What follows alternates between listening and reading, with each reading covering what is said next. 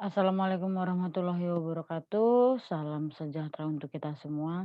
Baik, hari ini kita bertemu kembali secara virtual, pada tatap muka yang ke-10 ya. Nah, ini merupakan lanjutan lanjutan dari minggu lalu ya, pembahasan kita tentang, persediaan. Jadi hari ini lanjutannya, oke? Baik, saya lanjut ya. Kemarin itu kita sampai di ini ya. Ada contoh soal gitu ya. Nah, yang saya berikan. Nah, sekarang kita lanjut, mengenai pengaruh ya, pengaruh pemilihan metode. Ketika kita memilih metode FIFO, LIFO, dan average itu bagaimana sih pengaruhnya, begitu ya. Nah, eee, karena antara metode FIFO, LIFO, dan moving average itu menggunakan harga pokok penjualan yang berbeda pada contoh yang sebelumnya, ya untuk setiap transaksi penjualan atau setiap arus, keluar barang yang terjadi, ya maka akan menghasilkan harga pokok penjualan yang berbeda pula dan perolehan, laba kotor yang berbeda pula gitu ya, dari setiap transaksi penjualan yang terjadi. Nah, tidak hanya itu ya, akumulasi harga pokok penjualan dalam satu periode itu pun akan memiliki jumlah yang berbeda pula. Nah, jadi akan terlihat ya, akan terlihat ketika kita melihat jurnal ya, jurnal yang terjadi pada contoh sebelumnya ya, jurnal transaksi penjualan bisa kita lihat seperti ini ya di buku kita tuh. Jadi transaksi penjualan itu terjadi, pada April tanggal 10 dan tanggal 22. Nah, di situ kita bisa lihat ya, perbandingan ya, perbandingan antara metode FIFO, LIFO, dan moving average ya. Kita bisa lihat di situ HPP-nya ya. HPP-nya berbeda-beda untuk, tiap-tiap metode. Nah, jadi jika jurnal-jurnal di atas itu ya diposting ke buku besar ya, ke buku besar, maka nanti, akan terlihat ya saldo akun harga pokok penjualan yang berbeda. Seperti apa? Seperti ini ya. Kita lihat di sini ya. Ketika kita menjumlahkan nanti ya, menjumlahkan ya HPP-nya, ya akan terlihat berbeda ya. Jadi terlihat bahwa penggunaan metode pencatatan persediaan yang berbeda ya, FIFO, LIFO, dan average ini ya, efeknya apa? Akan menghasilkan harga pokok penjualan yang berbeda pula, kan begitu ya. Baik untuk setiap transaksinya maupun ketika diakumulasikan, kan begitu ya. Nah, di sini kita bisa lihat bahwa ketika menggunakan metode FIFO ya, harga pokok penjualan yang dihasilkan itu sebesar 123 juta. Nah, jika menggunakan metode, LIFO, ini LIFO ya, maka harga pokok, penjualan yang dihasilkan itu adalah 133 juta. Nah, dan ketika kita menggunakan metode moving average, ya akan menghasilkan harga pokok penjualan tuh sebesar 128 juta ya. Nah, tentu saja perbedaan harga pokok, penjualan ini akan menghasilkan ya, akan menghasilkan yang namanya laba kotor yang berbeda ya, laba kotor yang berbeda. Itu terlihat dari mana? Ketika kita melihat laporan laba rugi. Ingat kembali ya, apa perbedaan, ketika kita, menggunakan metode fisik dan perpetual dalam menyusun laporan laba rugi? Ada di harga pokok penjualan, nanti kita lihat. Oke, nah ini ya. Ketika kita menyusun laporan laba rugi ya, bentuknya dia nanti itu perpetual, HPP-nya itu nggak perlu kita cari, karena apa ya, ketika kita menjurnal secara metode perpetual, HPP itu akan diketahui setiap transaksinya. Nah itu bedanya, beda sama periodik ya. Ingat kembali pengantar satu. Nah di sini kita ketahui tadi ya, sudah kita ketahui tadi HPP-nya, ya, penjualannya juga ada. Tinggal kita masukkan, ya. Ketika kita mengurangkan penjualan dengan HPP, maka itu akan menghasilkan yang namanya laba kotor, ya. Di sini terlihat ya, terlihat bahwa ada pula perbedaan laba kotor yang dihasilkan oleh setiap, eee, metode, ya. Baik metode FIFO, LIFO, dan average. Nah, demikian pula ketika kita menyusun yang namanya laporan laba rugi, ketika dia menggunakan metode periodik, ya, harga pokok yang dihasilkan, ya, harga pokok penjualan yang dihasilkan itu, ya, akan menghasilkan, hasil yang berbeda pula, ya, hasil yang berbeda pula. Begitu juga dengan nanti laba kotornya berbeda pula, ya. Itu terlihat dari tabel ini, ya. Kita lihat ya, bahwa di metode periodik kita harus mencari dulu berapa HPP-nya, ya. Kita lihat persediaan awalnya berapa, pembeliannya berapa, kita totalkan. Ya, ketika yang 2 itu kita totalkan, maka itu akan menghasilkan yang namanya persediaan total. Lalu kita kurangkan ya dengan persediaan akhir. Itulah namanya HPP. Ya, lalu penjualan dikurang HPP maka akan menghasilkan yang namanya laba kotor. Ya.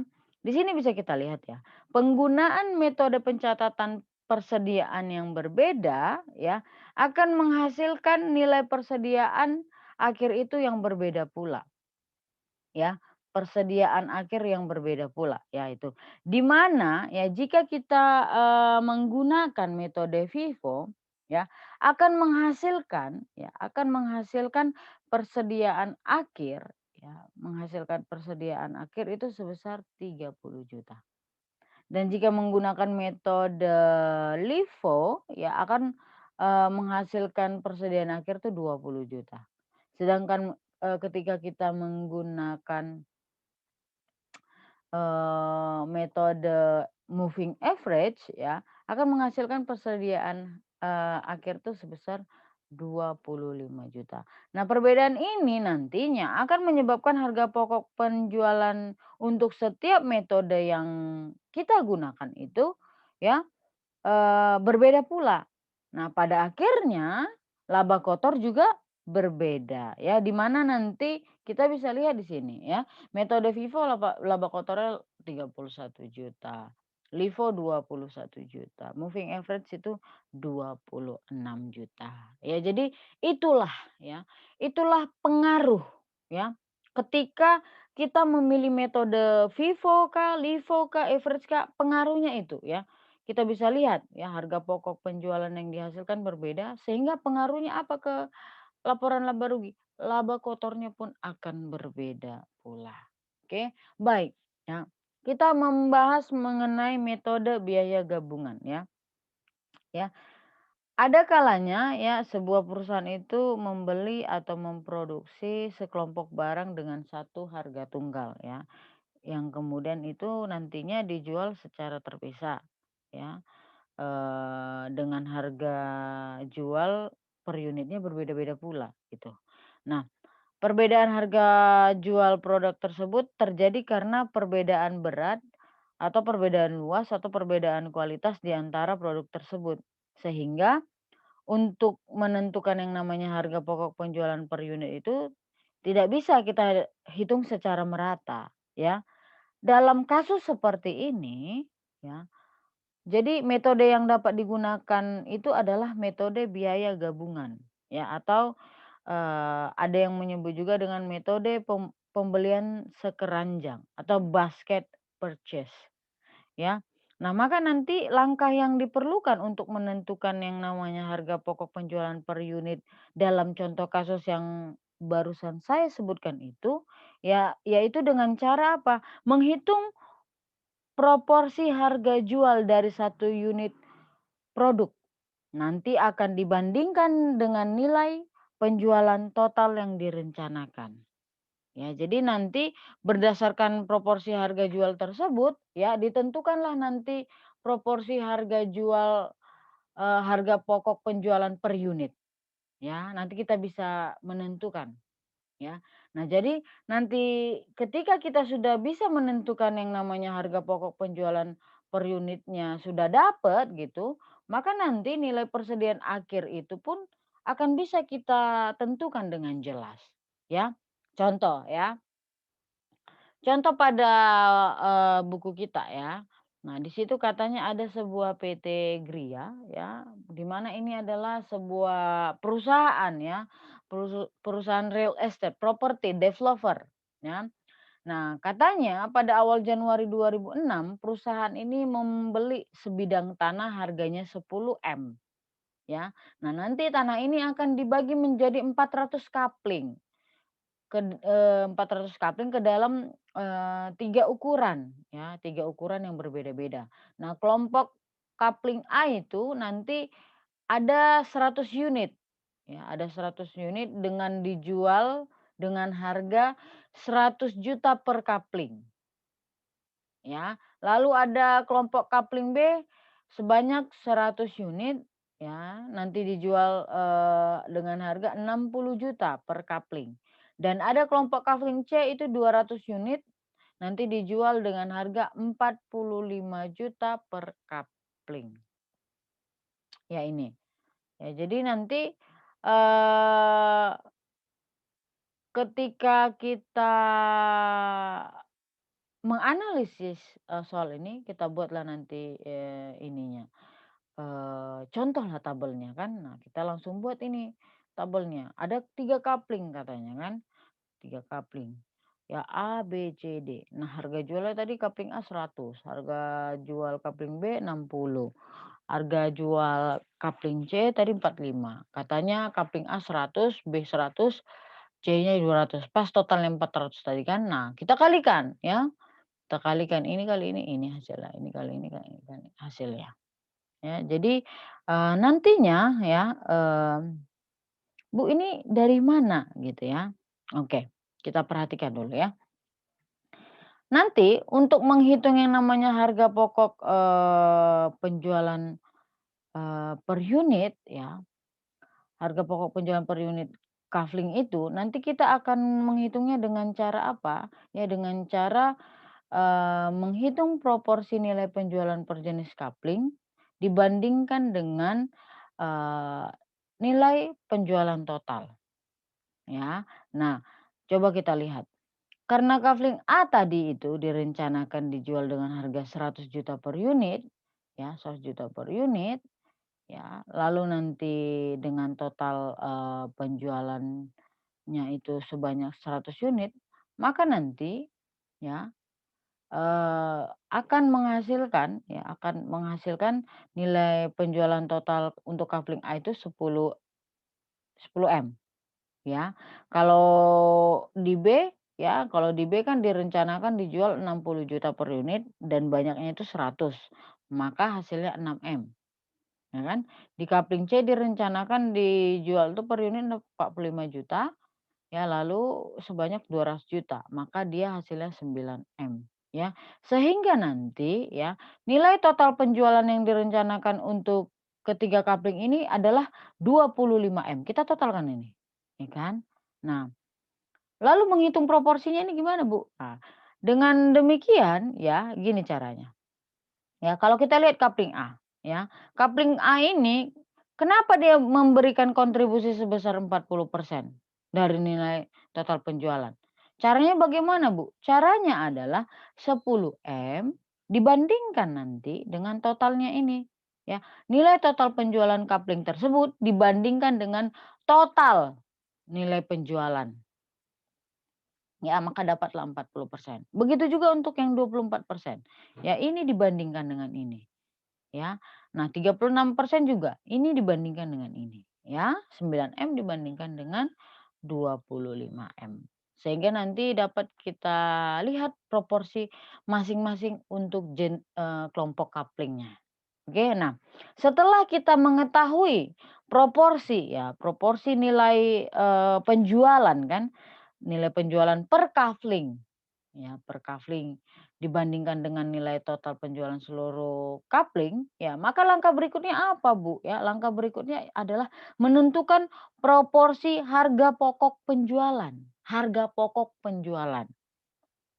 Ya, itu tadi kan total penjualan. Ini harga pokok penjualan per jenis kapling. Ya, kita lihat lagi. Jenis kapling kita buat A, B, C, D. Ya, proporsinya tadi kita buat. Nah, Nah ini dari mana Bu? Gitu ya. 4 miliar ini dari mana Bu? Ya 4 miliar itu dari mana? Nah ini kita bisa ambil dari 40% ya, 40% dari 10 miliar. Ya 10 miliar ya. Ya jadi, harga belinya tadi itu kan 10 miliar ya. Dari soal yang pertama tadi, dari soal di awal itu ya diketahui dia kan PT ini membeli sebidang tanah harganya 10 miliar ya kan. Jadi proporsinya itu kan tadi 40% ya, sudah kita ketahui. Maka, kita bisa ambil ya, 4, a maka kita bisa ambil HPP per jenis couplingnya berapa Bu ya, dengan cara apa? Proporsinya ini dikalikan dengan, harga beli seluruh lahan yang tadi di awal ya. Maka kita dapat, ya untuk coupling A itu 40% dikali 10 miliar, berapa? 4 miliar. Ya kan. Lalu yang B, ya 24% dikali 10 miliar. Yang C juga begitu, 36% dikali 10 miliar. Nah lalu untuk mendapatkan ini bagaimana Bu? Tinggal kita bagikan ke unit masing-masing di awal yang sudah ditetapkan. Kapling A berapa unit? 100 unit. Kita bagikan 4 miliar bagi 100. Ya. Kapling B berapa? 100 unit juga. 24 2,4 ya dibagi dengan 100 ya. Begitu juga dengan kapling C ya. 3,6 dibagi dengan 200 unit. Maka dapatlah masing-masing harga per unit untuk kapling A 40 juta, kapling B 24 juta, dan kapling C itu 18 juta. Ya. Nah, jadi nanti kita bisa lihat ya, jika pada akhir tahun 2006 perusahaan tersebut contohnya sudah melaporkan bahwa yang terjual dari kapling A itu adalah 77 unit. Ya, kapling B itu 80 unit dan kapling C itu 120 unit. Maka nanti akan kita perolehlah laba kotornya seperti tabel berikut. Ya. Penjualannya ini dari mana, Bu? Ya. Tadi katanya 77 unit yang terjual. Dengan harga jualnya berapa tadi di awal? 100 juta. Kita kalikan. Begitu juga dengan kapling B, harga jualnya 60 juta. Yang terjual tadi berapa katanya? 80. Kita kalikan. Kapling C juga begitu, 120 unit. Ya kan? 120 unit yang terjual. Harga jualnya per unit berapa? 45 juta rupiah. Ya, tinggal kita kalikan. Ya tinggal kita kalikan. Lalu HPP-nya seperti apa, Bu? Ya tinggal kita kalikan juga. Nah, sebelumnya kita sudah mengetahui nih HPP-nya ini, ya HPP-nya ini. HPP per unit. Kita kalikan untuk, kapling A tadi kan, 77, kita kalikan. 77 kali 40 juta. HPP kapling B berapa? Dia 24, ya kita kalikan dengan 80 tadi terjual kan. Nah kapling C berapa? Katanya 120 yang terjual, HPP-nya 18 juta. Kita kalikan juga, ya maka dapatlah hasil seperti ini, ya kan. Nah lalu nanti kita tinggal mengurangkan itu, ya. Kita tinggal kurangkan itu semua, ya. Maka nanti akan dapatlah dia itu laba kotornya, ya. Laba kotornya, ya kita lihat ini. Laba kotornya untuk masing-masing kapling ya. Kita juga bisa, menotalkan ya, berapa, penjualan ya, penjualan total untuk, keseluruhan, berapa HPP untuk keseluruhan ya, dan berapa, laba kotor untuk, keseluruhan ya. Jadi bisa kita lihat di sini di tabel ini. Nah lalu, nanti ya, jumlah persediaan yang dimiliki oleh si PT tadi pada akhir, 2006 tadi ya, merupakan jumlah kapling per jenis pada awal tahun ya, dikurangi dengan jumlah yang terjual, ya kan, sisanya gitu ya. Lalu nanti, dikalikan HPP per unit coupling. Sehingga nanti pada akhir 2006 nilai persediaan di PT Gria itu sebesar Rp2.840.000.000. Ya nanti kita lihat, tabelnya seperti ini ya. Kita lihat ya. Ini dari mana, Bu? Ya, 100 dikurang 77 ya, karena 77 yang terjual.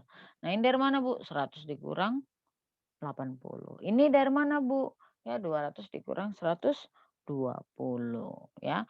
Lalu, HPP per unit ini sudah kita ketahui. Nilai total penjualannya tinggal kita kalikan saja, ya tinggal kita kalikan saja. Yang kita kalikan masing-masing maka, nilai total penjualannya itu adalah sebesar Rp2.840.000.000. Oke, baik, Ibu sudahi penjelasan Ibu, mengenai lanjutan dari minggu lalu tentang persediaan. Setelah ini kita ketemu di room untuk latihan soal. Ibu akhiri, assalamualaikum warahmatullahi wabarakatuh dan salam sejahtera untuk kita semua.